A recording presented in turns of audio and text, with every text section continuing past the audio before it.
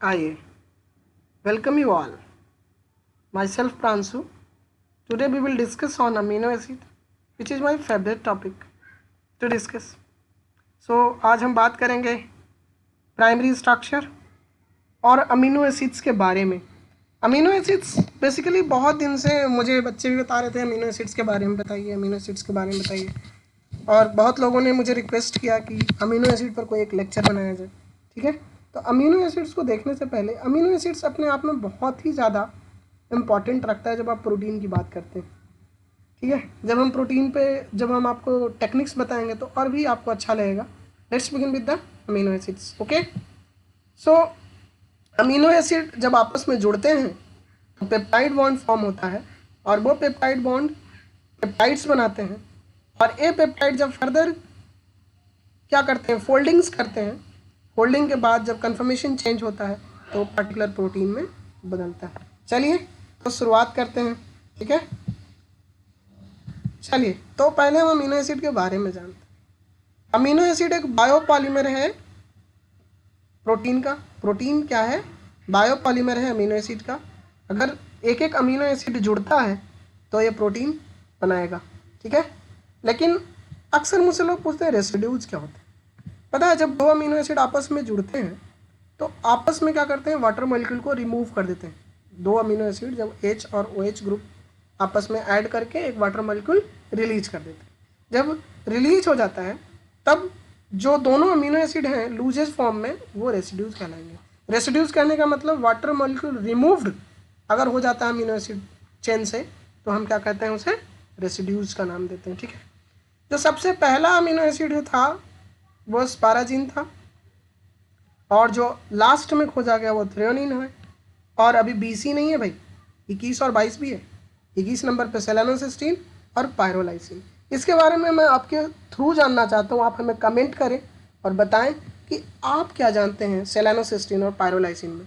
Triple letter code क्या होता है, डबल लेटर कोड क्या होता है, ये सब चीज़ें मैं आपसे जानने की कोशिश करूँगा. ठीक है, तो अब आप देखें कि ठीक है सारी चीज़ तो है. ग्लाइसिन और प्रोलीन जो है ना भाई, अमीनो एसिड का बेड़ा गर्क कर देता है. बेड़ा गर्क करने का मतलब क्या है कि ग्लाइसिन जहाँ है वहाँ प्रॉब्लम है. जब रामाचंद्रन प्लॉट बताएंगे तब आपको बताएंगे कैसे ग्लाइसिन और प्रोलीन किसी भी प्रोटीन के साथ कितना ज़्यादा प्रॉब्लम क्रिएट करता है. ठीक है, ग्लाइसिन इतना छोटा है और सिमेट्रिक है क्योंकि R ग्रुप की जगह पे यहाँ हाइड्रोजन है, तो ये सिमेट्रिक कार्बन तो हुआ नहीं, अल्फा कार्बन एटम नहीं होता है ग्लाइसिन में. ठीक है, क्यों? क्योंकि ये सिमेट्री में आ जाता है. ये R ग्रुप की जगह पे भी हाइड्रोजन होता है, इसलिए ग्लाइसिन के साथ बहुत प्रॉब्लम है. ये कहीं भी जाता है घुस जाता है, बहुत छोटा है ना इसलिए. ठीक है, अब नेक्स्ट प्रोलीन है. प्रोलीन अमीनो एसिड है ही नहीं. क्यों? क्योंकि इसमें प्राइमरी अमीन नहीं होता, इसमें सेकेंडरी अमीन होता है. जब हम प्रोलीन के स्ट्रक्चर पे जाएंगे तब आपको इस चीज़ के बारे में पता चलेगा. ये साइड में आप सोच रहे होंगे पता नहीं मैंने क्या लिख रखा है. ठीक है, तो ये मॉडल्स हैं. ये normal general format amino acid का है जो आपको एकदम ध्यान से देखना है. एक COOH ग्रुप होगा, एक NH3 ग्रुप होगा, ये अमीन ग्रुप है, एक कार्बोजाइलिक एसिड ग्रुप है, एक साइड चेन R ग्रुप है और एक हाइड्रोजन है. ये चार एक ही कार्बन एटम पे चार जब अलग अलग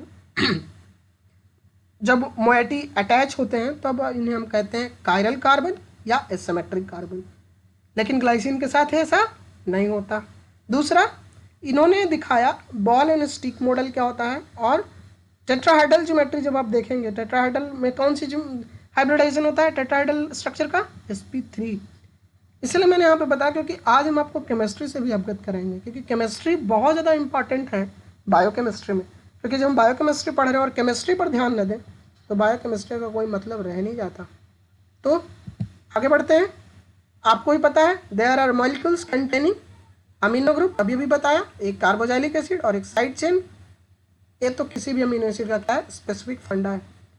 क्या क्या एलिमेंट्स बेसिकली होते हैं, कार्बन होते हैं, हाइड्रोजन होते हैं, ऑक्सीजन होते हैं, नाइट्रोजन होते हैं. ये बेसिक कंपोजिशन है. किसी भी अमीनो एसिड में इतने एलिमेंट्स तो आपको मिलेंगे ही मिलेंगे. ठीक है, फिर क्या है, amino acid are basic structure buildings units of protein and other biomolecules. They are also utilise as a energy source. Energy source मेन क्या यूज होता है, ग्लूकोज. उसके बाद फैट. प्रोटीन को भी हम लोग यूज करते हैं, मगर हाँ सप्लीमेंट के रूप में, और जनरली हम लोग अमीनो एसिड अवॉइड करते हैं क्योंकि अमीनो एसिड्स का बहुत कम कंसंट्रेशन ही हमारे लिए बहुत ज़्यादा हो सकता है। ठीक है, चलिए, तो ये बेसिकली मैं आपको यहाँ पे ये स्लाइड देने का मतलब ये था कि protein are linear polymer of amino acid. कब? जब ये प्राइमरी स्ट्रक्चर्स में होंगे तब। ठीक है, ये आपका भाई अमीन ग्रुप हुआ, ए कार्बोजाइलिक एसिड ग्रुप हुआ, और ये आपका आर ग्रुप हुआ। यहाँ पे अल्फा कार्बन आपको पता ही है, साइड चेन आपको पता है, अल्फा कार्बोजाइलिक एसिड और अल्फा अमीन ग्रुप। ये दो चीज़ जो है ना, बड़ा ध्यान से याद रखिएगा, क्योंकि जब हम आपको नेक्स्ट लेक्चर में बताएंगे कि कैसे हम चार्ज कैलकुलेट करते हैं ना, ये आपको बहुत परेशान करेगा। ठीक है, pKa अमीन ग्रुप का कितना होता है 10, और एसिडिक का 2 आपको लेके चलना है। ठीक है, जब आप चार्ज कैलकुलेट कर रहे होंगे। ठीक है, तब हम आगे बढ़े। और भैया कोई भी अमीनो एसिड जो होता है ना, वो मिरर इमेज बना सकता है। मिरर इमेज कहने का मतलब क्या है कि ए इनैंसियोमर्स होंगे, यानी ए एल फॉर्म में होगा और डी फॉर्म में होगा। इसके बारे में हम केमिस्ट्री, जब हम आगे आपको केमिस्ट्री बताने वाले हैं, बहुत मज़ा आएगा। एल फॉर्म कब होगा, डी फॉर्म कब होगा, है ना। ठीक है, चलिए तो देखा जाए केमिस्ट्री इन अमीनो एसिड। आपको इनैंसियोमर्स पता होगा। इनैंसियोमर्स की खासियत क्या है ना, एक तो ये मिरर इमेज बनाते हैं, और दूसरा नॉन सुपर इम्पोजेबल होते हैं। सुपर इम्पोज नहीं कर सकते, यानी एक को अगर उठा करके अगर इसको इस पे रखें तो ये प्रॉपरली फिट नहीं बैठेगा। ठीक है, तो ये जब देखिए, जब लेफ्ट हैंड साइड में आपका OH मोइटी मिलेगा तो एल फॉर्म बोलिएगा, जब राइट हैंड साइड में मिलेगा तो उसे डी फॉर्म बोलिएगा, यानी लीवो और डेक्स्ट्रो। तो यहाँ पे आप देख रहे हैं, जैसा कि NH3 ग्रुप कहाँ है, लेफ्ट में है तो एलालालिन, NH3 राइट में है तो डेक्स्ट्रोलालिन। समझ में आया, डेक्स्ट्रोलीवो। चलिए, एक चीज़ और आपको कॉन्सेप्ट समझना है COOH का। COOH कैसा फंक्शनल ग्रुप है, माना जाता है जहाँ COOH होता है ना, वहीं से स्टार्ट होता है। जैसे एक एग्जांपल देते हैं, आपके घर में कोई लोग आते हैं फैमिली में, और जिनको बहुत ज़्यादा वैल्यू मिलता है उनको कहाँ बैठाया जाता है भैया, सबसे ऊपर। तो COOH भी वैसे ही है। घर में समझिए कि वैसे मेहमान में हैं जिनको बहुत वैल्यू मिलती है। ठीक है, तो ए 1 नंबर होगा। तो इसके जैसे ही COOH का जो पहला कार्बन होता है ना, उसे अल्फा कार्बन कहते हैं। इसीलिए अमीनो एसिड के कार्बोजाइलिक एसिड के ग्रुप के बाद वाला जो होता है, इसीलिए हम इसे C अल्फा कहते हैं। ये समझ में आया। इसीलिए इसे एसिमेट्रिक कार्बन इसीलिए क्यों कहते हैं, क्योंकि इसके चारों मोइटी क्या होते हैं, अलग अलग होते हैं। ठीक है, उसके बाद वाला बीटा, गामा, डेल्टा, इप्सिलॉन, इसको भी आप अच्छे से याद रखिएगा। ठीक है, आगे बढ़े। चलिए, अब बात आती है ए, आर फॉर्म और एस फॉर्म। ये बड़ा इंपॉर्टेंट है और समझना भी। ठीक है, तो चलिए इसको अच्छे से समझते हैं, फिर इस पर हम बात करेंगे। ठीक है, चलिए, R and S system nomenclature को हम कहते हैं, ये बड़ा इंपॉर्टेंट है, ये भी एक इनैंसियोमर का ही पार्ट है। ठीक है, आर स्टैंड फॉर रेक्टस। पता है, जब हम किसी भी कंपाउंड को मोनोक्रोमेटिक लाइट देते हैं तो वो क्या होता है, मूव करता है। उससे वो कंपाउंड क्या करता है, रोटेट करता है। अगर क्लॉकवाइज रोटेशन होता है तो उसे हम रेक्टस कहेंगे, और एंटी क्लॉकवाइज रोटेशन होता है तो सिनिस्टर कहेंगे। ठीक है, रेक्टस और सिनिस्टर, आर फॉर्म और एस फॉर्म। ठीक है, अब आपको यहाँ याद रखना है 1, 2, 3 के वैल्यू को याद रखना है, और 4 हमेशा कोशिश करना है कि वो बॉटम पे हो। ठीक है, 4 नंबर हमेशा बॉटम पे हो, और 4 नंबर वही होगा जिसका एटॉमिक नंबर सबसे कम होगा। ठीक है, तो यहाँ पे आप देख सकते हैं हम एटॉमिक नंबर को बड़ा ध्यान में रखते हैं। अब बताइए सबसे ज़्यादा किसका एटॉमिक नंबर होगा, आयोडीन का। तो आयोडीन को हमने क्या कर दिया, 1 मार्क कर दिया। आयोडीन के बाद को किसका एटॉमिक नंबर ज़्यादा होगा, ब्रोमीन को, इसको 2 मार्क कर दिया। क्लोरीन उससे कम 3, इसको 4। अब आप ध्यान से देखिए, 4 को आपको ध्यान में नहीं रखना, 1, 2, 3। तो 1, 2, 3 किधर से जा रहा है, 1, 2 और 3 गया। समझ में आई बात? तो एक कैसे रोटेट कर रहा है एंटी क्लॉक में, क्लॉक में 1 2 3 4 5 6 7 8 9 तो क्लॉक में घूम रहा है ना, तो एक क्लॉक वाइज रोटेशन के कारण इसको हम कहेंगे रेक्टस। ठीक है, अब ध्यान से देखिए यहाँ यही है। अब कैसे घूम रहा है भैया? उल्टा, तो हो गया सिनिस्टर। ठीक है, और अच्छे से समझते हैं। ठीक है, एटॉमिक नंबर को हम लोग बहुत ज़्यादा वैल्यू देते हैं। ठीक है, और दूसरी बात कि जब ए नीचे नहीं हो तो इसे नीचे लाने की कोशिश करते हैं। जैसे इस केस में कहाँ है? यहाँ है, तो इसको हम इधर करने की कोशिश करते हैं। जब हम हाइड्रोजन यहाँ करेंगे तो ब्रोमीन कहाँ चला जाएगा? यहाँ आ जाएगा। ब्रोमीन यहाँ आ जाएगा तो आयोडीन कहाँ जाएगा? वो शिफ्ट हो जाएगा, वो इधर आ गया क्लोरीन। मतलब कि हाइड्रोजन और ए जो है इसको नहीं छेड़े, ये जैसे है वैसे ही रह गए। बदला क्या? ए पोजीशन और ये डायरेक्ट यहाँ। ठीक है, तो अब आप इसको ध्यान से देखिए कैसे घूम रहा है। ए ऐसे घूम रहा है, ए ऐसे घूम रहा है, तो ए कहलाएगा रेक्टस, ए कहलाएगा सिनिस्टर। यानी एटॉमिक नंबर के आधार पे हम वैल्यू देते हैं। जिसका ज़्यादा एटॉमिक नंबर होता है उसको पहला स्थान देते हैं, और फिर हम चेक करते हैं वो कैसे घूम रहा है। ऐसा क्यों करते हैं, एनहांसमेंट की क्या ज़रूरत पड़ी, वो मैं आपको आगे बताऊंगा। जब मिरर इमेज नहीं होता है तो वो मिरर इमेज हो सकता है, नहीं हो सकता है, ये तब पता चलेगा जब आप आर और एस कॉन्फ़िगरेशन चेक करें। ठीक है, तो यहाँ पे भी आप देख सकते हैं कि ये वो है, ये CH3 है, NH है, और ये CH2CH3 है। अब यहाँ पे आपको जब नंबरिंग देना है तो भैया इसमें बड़ा थोड़ा दिक्कत टाइप से लग रहा है ना, लेकिन आपको ध्यान रखना है सबसे ज़्यादा ऑक्सीजन 8 होता है एटॉमिक नंबर, तो ए 1 दे दिया। उसके बाद कार्बन का तो 6 होता है, नाइट्रोजन का 7 होता है, तो 7 ज़्यादा होता है तो इसको हम दे देंगे 2। इसको दे दिया 3, क्यों दिया? क्योंकि इसमें एक कार्बन है, दूसरा कार्बन भी, लेकिन इसमें एक ही कार्बन है, तो इसको हम 3 दे दिया, इसको 4। लेकिन आपको याद रखना है 4 नंबर जो सबसे कम है उसको नीचे बॉटम में रखना है, तो इसको बॉटम में कीजिए तो ये ऊपर चला जाएगा, तो ए फॉर्म में हो गया। और जब ए ऐसे किए तो इसको भी रोटेट कर दीजिए 180 डिग्री, तो ए इधर आ जाएगा, ए इधर आ जाएगा। अब आप चेक कीजिए कैसे घूम रहा है, कैसे घूम रहा है एंटी क्लॉकवाइज, तो हम इसको कहेंगे सिनिस्टर। फिर अब इसको देख लीजिए, तो ए कैसे घूम रहा है? 1 2 3, तो ये आपको कहलाएगा रेक्टस। चलिए आगे बढ़ते हैं।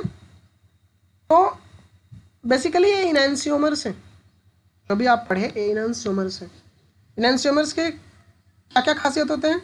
एक तो मिरर इमेज होता है, दूसरा नॉन सुपर इम्पोजिबल होता है, required minimum 1 chiral carbon, chiral carbon बहुत ज़रूरी है, आपने देखा भी।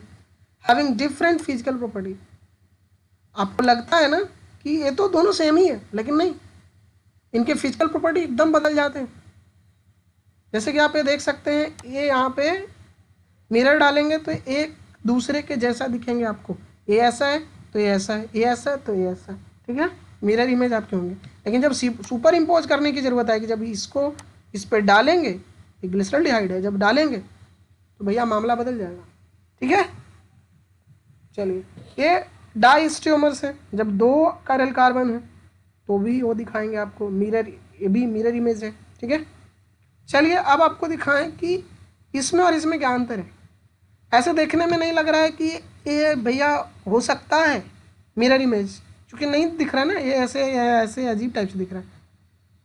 जब आप इसको अरेंज करेंगे जैसे मैंने आपको पहले बताया तो आपको ये दिखेगा, ये सिनिस्टर 2-ब्यूटेनॉल है, ये रेक्टस 2-ब्यूटेनॉल है। ठीक है, तो रेक्टस और सिनिस्टर का बहुत बड़ा वैल्यू होता है अमीनो एसिड में जब एक कन्फर्मेशन चेंज कर रहे होते हैं तो। ठीक है, तो अब हम आपको सीधे अपने औकात पे आ जाएं जहाँ पे थे हम, है ना, कि ग्लिसरॉल्डिहाइड और एल्लीन का देखें। यहाँ पे क्या है? ऑक्सीजन है, तो इसको क्या देंगे भैया? 1। ये आपका कार्बन है और ऑक्सीजन है, ठीक है, ये दे दिया 2। ठीक है, और इसमें कार्बन हाइड्रोजन देन ऑक्सीजन, तो इसको हमने दे दिया 3। अब बताओ कैसे घूम रहा है? ऐसे घूम रहा है, उल्टा घूम रहा है ना, तो ये सिनिस्टर ग्लिसरॉल्डिहाइड हो गया, ठीक है। और ए फिर आप इसको देखिए, OH हो गया 1 2 और 3, इधर देखिए जैसे घूम रहा है, क्लॉकवाइज घूम रहा है ना, ये रेक्टस कहलाएगा। एलिलीन में भी वही देखिए, ये कैसे घूम रहा है, ANH3 है, एक कार्बन है और ये भी कार्बन है।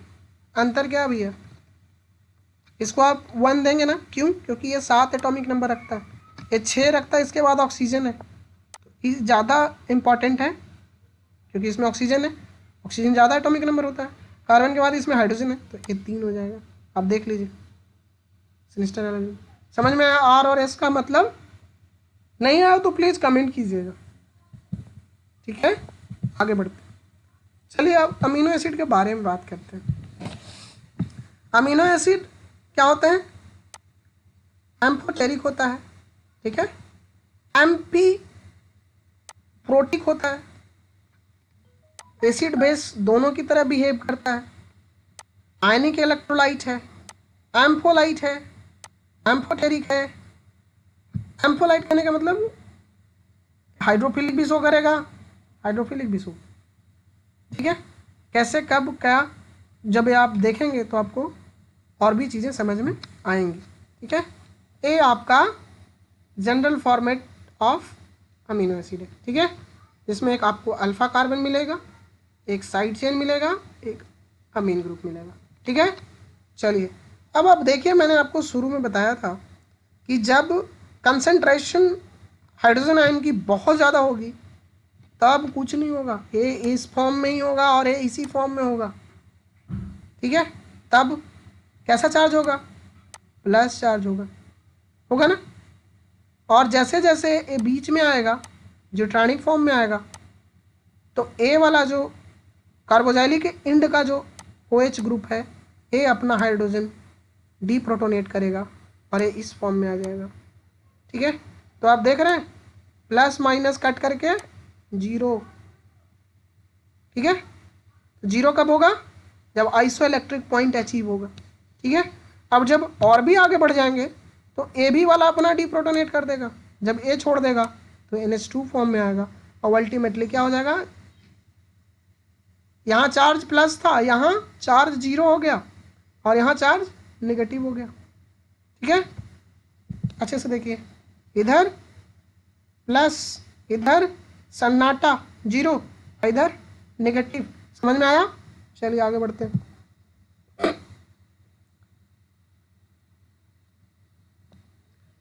मतलब कहने का मतलब यह है कि जब आपका pH कम होगा तो नेट चार्ज पॉजिटिव आएगा, जब pH मॉडरेट होगा तो नेट चार्ज 0 हो जाएगा, जब pH बहुत ज़्यादा कर देंगे तो आपके पास नेगेटिव वैल्यू आएगा, जब pH बहुत कम है तो वो कैटायनिक फॉर्म में रहेगा, जब pH मॉडरेट है तो न्यूट्रल होगा, जिसे ज्यूट्रॉनिक फॉर्म में कहते हैं, हाइब्रिड आयन के रूप में होगा, प्लस माइनस दोनों होगा, और जब बहुत ज़्यादा pH होगा यानी बेसिक नेचर आ जाएगा यहाँ, तो ये एनायनिक फॉर्म में होगा यानी नेगेटिव चार्ज में होगा। इसीलिए बेसिक अमीनो एसिड जो होते हैं वो कैसा चार्ज रखते हैं, बेसिक अमीनो एसिड हमेशा पॉजिटिव चार्ज रखते हैं और एसिडिक अमीनो एसिड हमेशा नेगेटिव चार्ज रखते हैं। आने वाले स्लाइड्स में हम इसको आपको अच्छे से बताएंगे, ठीक है। आगे बढ़ते हैं और अब हम आपको अमीनो एसिड्स के क्या करते हैं, चेन पे चलते हैं। जब दो अमीनो एसिड आपस में जुड़ते हैं तो वाटर मॉलिक्यूल रिमूव होता है, वाटर मॉलिक्यूल जब निकलता है तो ए भैया जो बनता है ये पेप्टाइड बनता है, डाइपेप्टाइड हो गया, और ए जो बॉन्ड है इसे हम कहेंगे पेप्टाइड बॉन्ड, ठीक है। और ए फिक्स बॉन्ड होता है क्योंकि ये कोवैलेंट नेचर का होता है, ठीक है, ये दिमाग में रखिएगा। अब दूसरी बात, यहाँ पे मैं आपको एक एग्जांपल दिया अस्पार्टेम का। अस्पार्टेम में क्या होता है, एक तो आपको अस्पार्टिक एसिड होता है, देखिए अस्पार्टिक एसिड हो गया आपका, और दूसरा ये क्या है, फिनाइल अलानीन। जब दोनों जुड़ते हैं ना तो एक अस्पार्टेम नाम का एक कंपाउंड बनता है जो कि बहुत ज़्यादा उपयोग होता है आर्टिफिशियल स्वीटनर के रूप में, ठीक है। अब आइए, amino acids can connect with peptide bond, मैंने आपको अभी बताया पेप्टाइड बॉन्ड बनेगा जब दो अमीनो एसिड आपस में जुड़ेंगे और वाटर रिमूव होगा तो ये क्या बनेगा, पेप्टाइड बॉन्ड बनेगा। ठीक है, देख रहे हैं पेप्टाइड बॉन्ड बनते हुए। चलिए अब हम पेप्टाइड बॉन्ड की और प्रोटीन के बारे में थोड़ा जान लें। 20 amino acids are commonly found in protein. 20 amino acids links together through peptide bond. हाँ, the chain containing less than 50 amino acids are called peptides, while those containing greater than 50 called protein। याद रखना, सबको protein नहीं कह देंगे। जब 50 amino acids ऊपर होगा तभी हम उसे प्रोटीन की कैटेगरी में रखेंगे, अदरवाइज हम उसे क्या कहेंगे, पेप्टाइड है।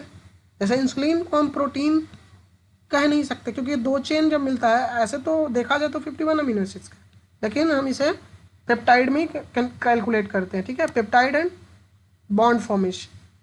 ठीक है, ये आपको शायद मैंने ऑलरेडी बहुत अच्छे से समझाया है। ठीक है, और यहाँ पे मैं आपको ग्राफिकली यहाँ पे भी पेप्टाइड बॉन्ड कैसे बना रहे हैं डायग्रामेटिकली मैं यहाँ पे दिखाता हूँ आपको कि ये जो आपका OH ग्रुप है और AH ग्रुप है, यही आपका निकलेगा वाटर मॉलिक्यूल की तरह, और ये जो बनेगा आपका, ये बनेगा आपका पेप्टाइड बॉन्ड। ठीक है, ट्रांस कन्फर्मेशन और सिस कन्फर्मेशन आपको पता ही होगा। जब दो मोएटी एक तरफ होते हैं तो इसे हम सिस फॉर्म में कहते हैं।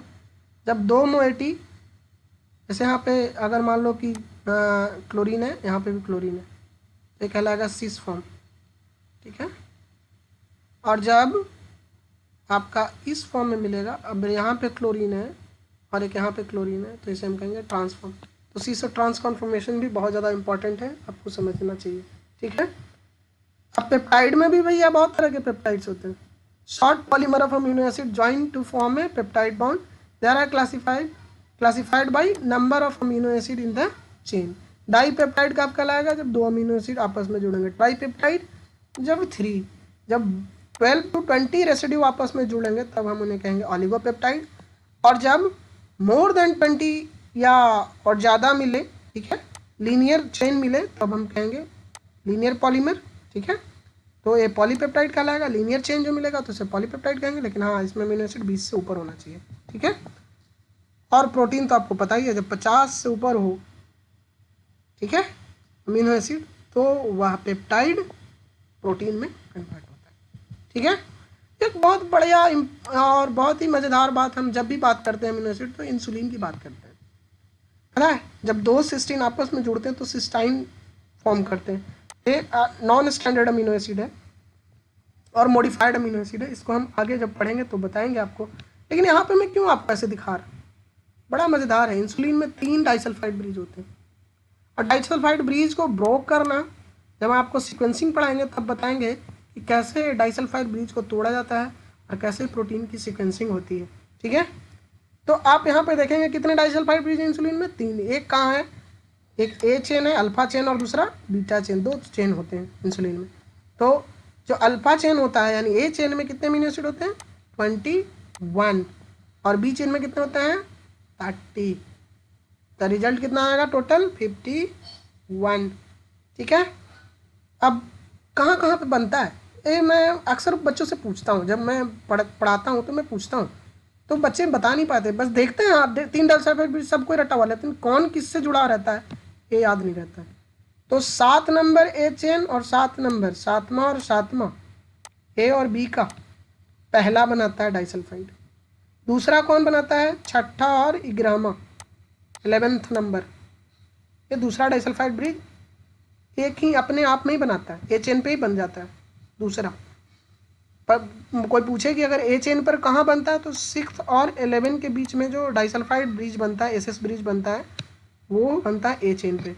और दूसरा जो लास्ट वाला जो तीसरा बनता है, वो बनता है ए चेन के 20वें से और बी चेन के 19वें अमीनो एसिड से। तो ये 3 डाइसल्फाइड ब्रिज होते हैं टोटल इंसुलिन में। ऐसे ही आप याद रखिएगा, एडिशनल इन्फॉर्मेशन था, मुझे लगा तो मैं बताया आपको। फिर आपको यह याद रखना है, अक्सर जब आप नैनो ड्रॉप वगैरह यूज करते होंगे तो आपको 2 वैल्यू लेने को बोला जाता होगा। एक बोला जाता है क्या, 260/280, और एक कहा जाता है लेने के लिए 230/260। ये सारा रेंज क्या है भाई, कौन सा है, अल्ट्रा वायलेट रेंज है। और एरोमेटिक अमीनो एसिड भी अल्ट्रा वायलेट रेंज को एब्जॉर्ब करता है, ठीक है। जब आप नैनो ड्रॉप पे रीडिंग लेने जाते होंगे डीएनए या आरएनए का, तो आप ये चीज़ चेक करते हैं, यानी कंसंट्रेशन चेक करते हैं कि क्या इसमें कोई इम्प्यूरिटीज़ तो नहीं है। अगर डीएनए है आपके पास तो कितना होगा, 60/180 1.8 होगा, और ये 1.2 के आसपास होना चाहिए, 2 से ज़्यादा नहीं होना चाहिए। आरएनए में भी ये तो लगभग सेम ही होना चाहिए, लेकिन ए 2 होना चाहिए, 2 से नीचे है तब डीएनए की इम्प्यूरिटीज है, ठीक है। तो ए इसलिए जो 280 रेशियो है वो बेसिकली प्रोटीन के इम्प्यूरिटीज को चेक करने के लिए होता है, क्योंकि 280 के आसपास के रीजन को प्रोटीन क्या करते हैं, एब्जॉर्ब करते हैं, ठीक है। ट्रिप्टोफान, टायरोसिन तो बहुत ही इंपॉर्टेंट है, और एक जो फिनाइलएलानिन है वो 260 के आसपास में करता है, इसलिए फिनाइलएलानिन पर उतना मैं फोकस नहीं करता, लेकिन टायरोसिन और ट्रिप्टोफान जो है वो बहुत इंपॉर्टेंट है, क्योंकि ट्रिप्टोफान तो पक्का 280 पे ही करता है, टायरोसिन थोड़ा सा कम करता है, 273 आसपास ए है, ठीक है। तो ये चीज़ आपको समझ में आई बात, ये सेम चीज़ है, ठीक है। अब हम आपको दिखाएं कि हाइड्रोफोबिक अमीनो एसिड क्या होता है, हाइड्रोफिलिक अमीनो एसिड क्या होता है, और एम्पीपैथिक। एम्पीपैथिक कहने का मतलब कि जो हाइड्रोफिलिक भी है और हाइड्रोफोबिक भी है, एम्पीपैथिक नेचर का। तो ये सारे अमीनो एसिड लाइसिन हो गया, मेथाइनिन हो गया, ट्रिप्टोफान हो गया, टायरोसिन हो गया, ये क्या हो गया, एम्पीपैथिक हो गया। हाइड्रोफिलिक अमीनो एसिड कौन कौन हो गया, जिसमें चार्ज है, चाहे प्लस हो या माइनस हो, arginine, asparagine, aspartic acid, glutamic acid, cysteine, glutamine, histidine, serine, and threonine, ठीक है। ये है भैया आपके हाइड्रोफिलिक, और ये पोलर भी है भैया, पोलर है।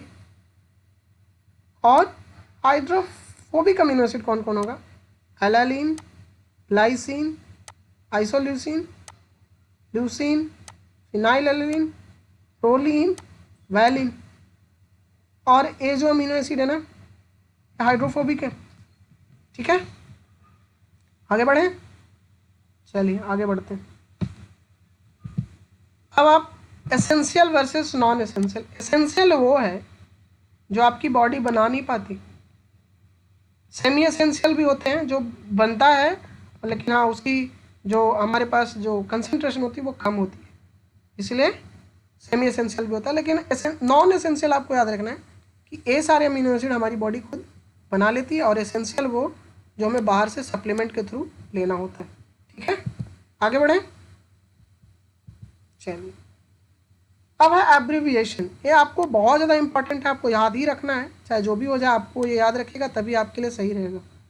ट्रिपल लेटर कोड और 1 सिंगल लेटर कोड, सारे अमीनो एसिड्स आपके दिए हुए हैं, तो आप जितना जल्दी हो सके इसे लिख लीजिए कॉपी पे और इसे याद कर लीजिए।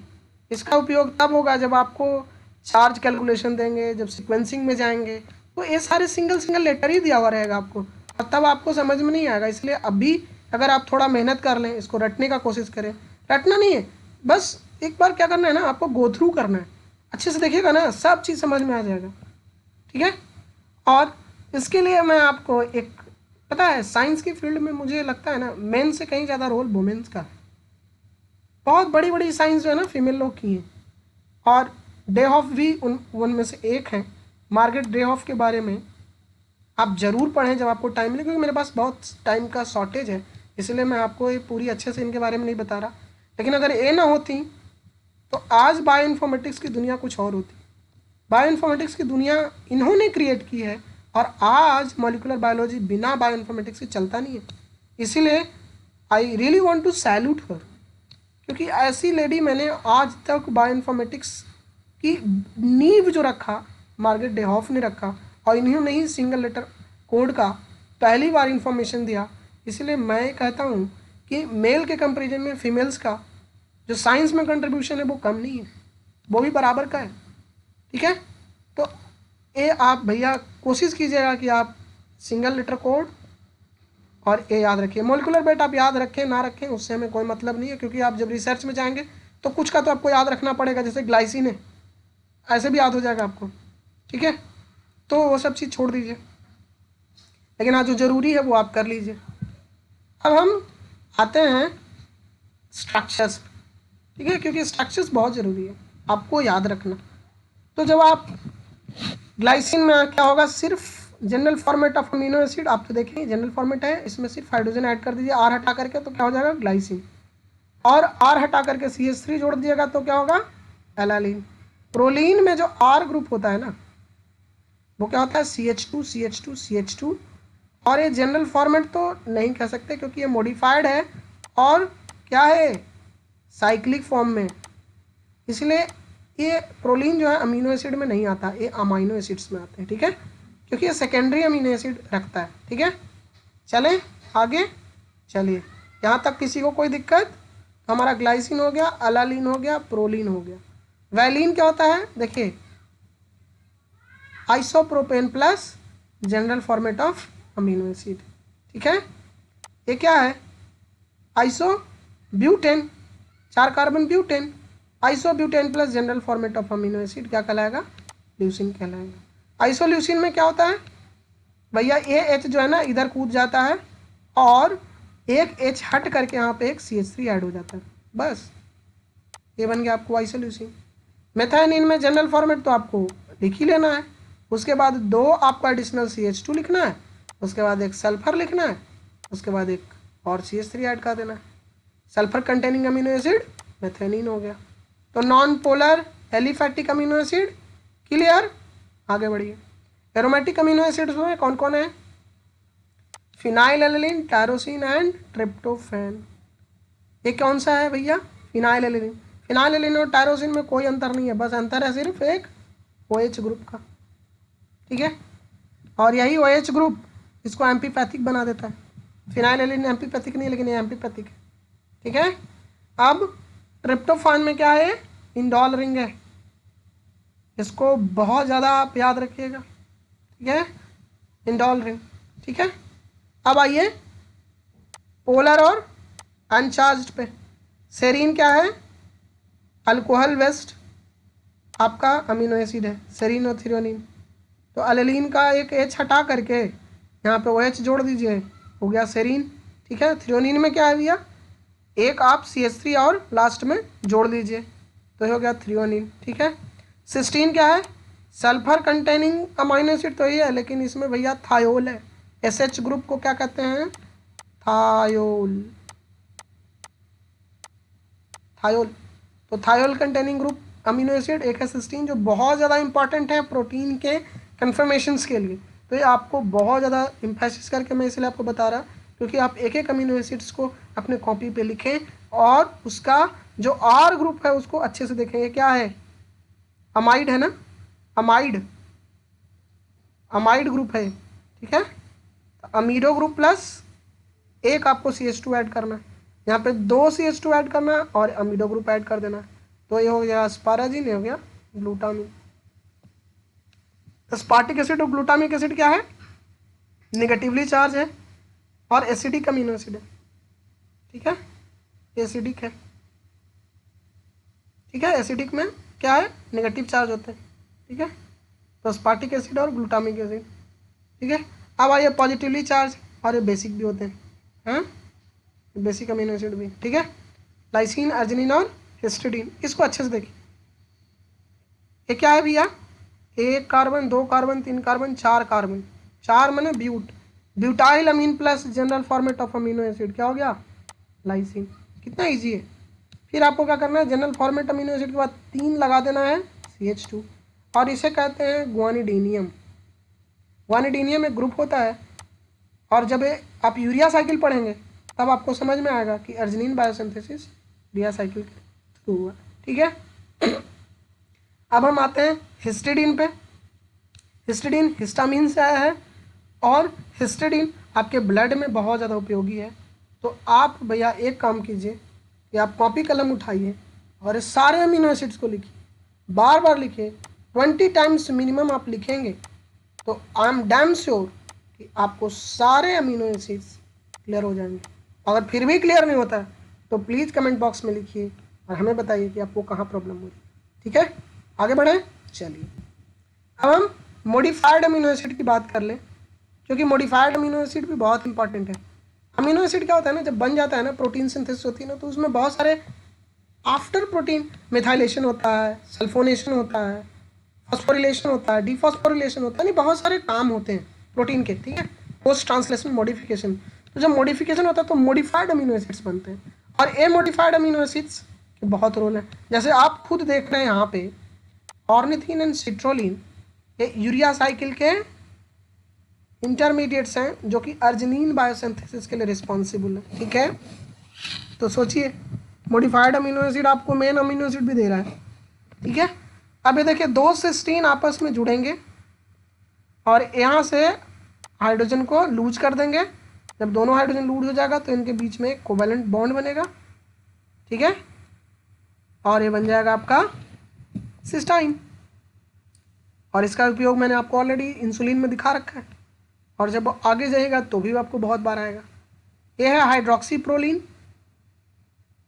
4 हाइड्रोक्सी प्रोलीन, प्रोलीन के चौथे स्थान पे OH ग्रुप ऐड कर दिया।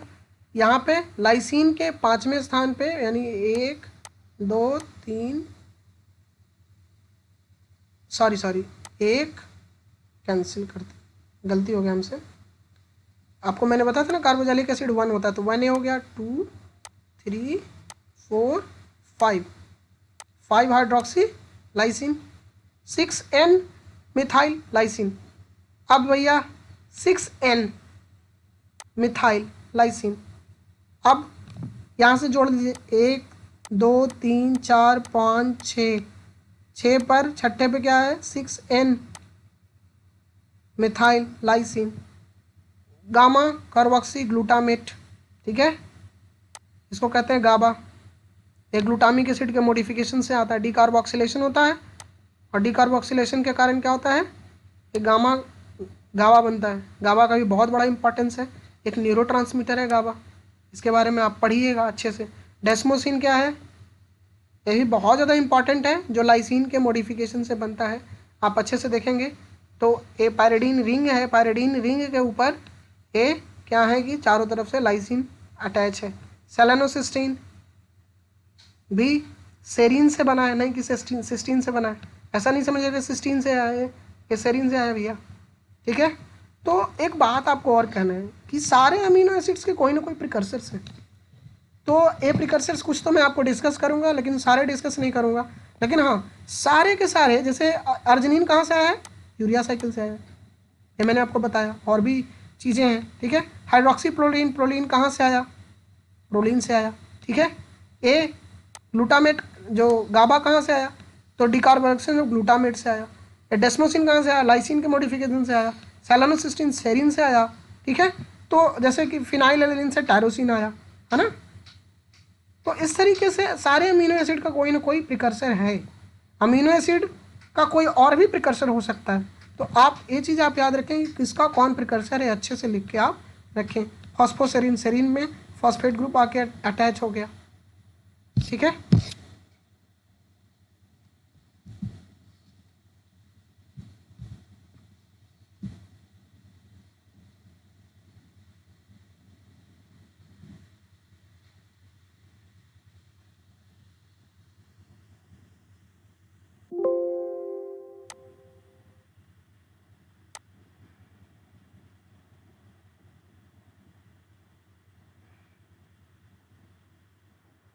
तो इस तरीके से आपने देखा कि कैसे ये सारे हो रहे हैं। ठीक है, तो मॉडिफाइड अमीनो एसिड्स। ठीक है, अब हम आपको थोड़ा सा बताएं कि मॉडिफाइड अमीनो एसिड्स में जैसे कि है